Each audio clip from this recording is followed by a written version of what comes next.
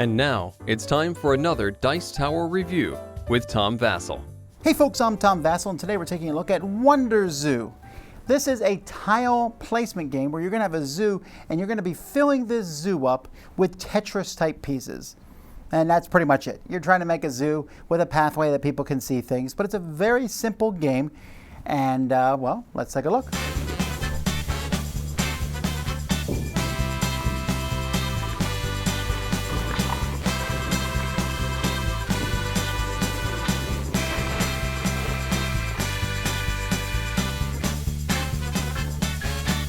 Each player starts with a zoo board. You can use the other sides if you want a more difficult thing, just basically cancel some of the squares on them.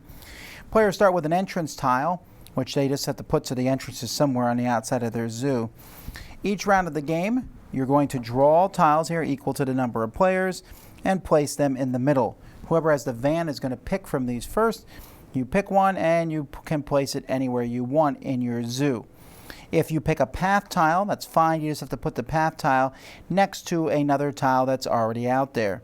Now, as you're placing these in the zoo, some of them, or most of them, are going to give you a special ability. Some of them let you draw visitors from the visitor bag.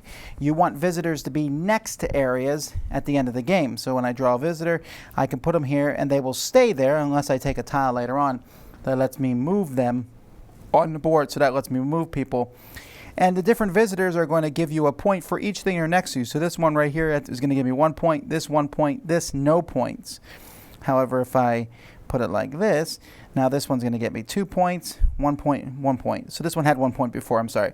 Now it gets 2 points. If you basically play the advanced version of the game, the yellow one gets an extra point for being next to these areas, the green gets an extra point for being next to the areas, and the blue gets an extra point for being next to the water, while there are reds who don't get extra points for being next to anything. And that's pretty much it. You're just going to draw these tiles. Some of them let you move a tile that's already been placed on the board as you put them down. And there are some tiles that when you take them, you will take the bus, which means you get to go first next turn. And if no one takes a tile that moves the bus, then the bus will move clockwise, and that person goes next. You keep going until, when it's your turn, there's no more spots for tiles on your board. When you have no more room for tiles on your board, let's say, well, that can't go there because these have to be next to each other. So let's say I put something there, and later on I put this here. At this point, I'm running out of places to put tiles. Here, there's no more spots for me to put tiles. At this point, I can't place anymore.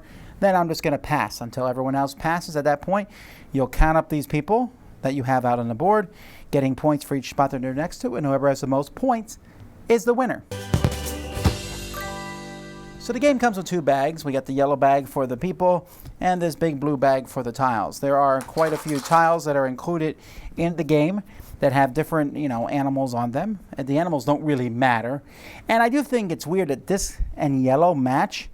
I think it's a lot easier in this particular case to say that red matches this for the advanced game, but no big deal. The shapes are pretty much all the same. They're Tetris-y shapes. You have the different ways to put 4 tiles together. And, it doesn't really matter when you're pulling it from the bag. You're not like, ooh, this one is definitely not a path because, both animal and path tiles can have the same exact shape. So, all in all, the components are pretty good other than that color matching thing and the fact that the zoo board itself is a little bland, but not a huge deal. But the components overall work really well. I should also mention component-wise that the tiles are very nice and thick, and I did like that.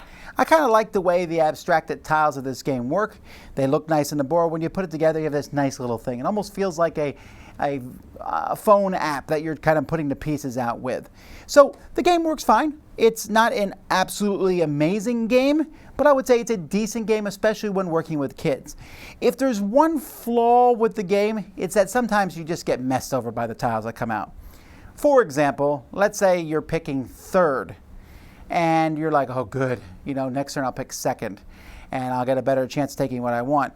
But there's 2 tiles left, and both have the van on them. So I'm going to take one of the ones with the van. Good, I go first next turn. But then the 4th person takes the other one with a van. There's nothing I could do to stop them.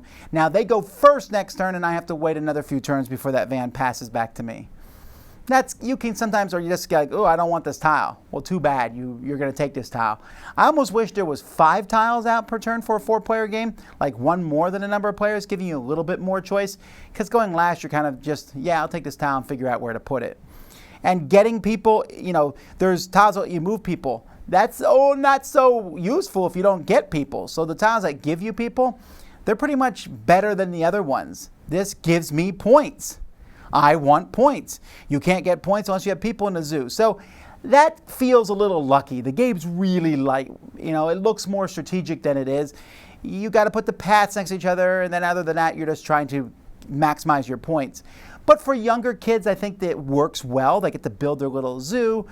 All they do is remember that paths go next to each other, and that makes sense thematically. A person can't walk through the park unless they can walk on the paths. And for them, I think the game works pretty well. Nice components, a fun little game. I'll say for kids especially, this is a good one. Dice Tower Judgment, kid approved.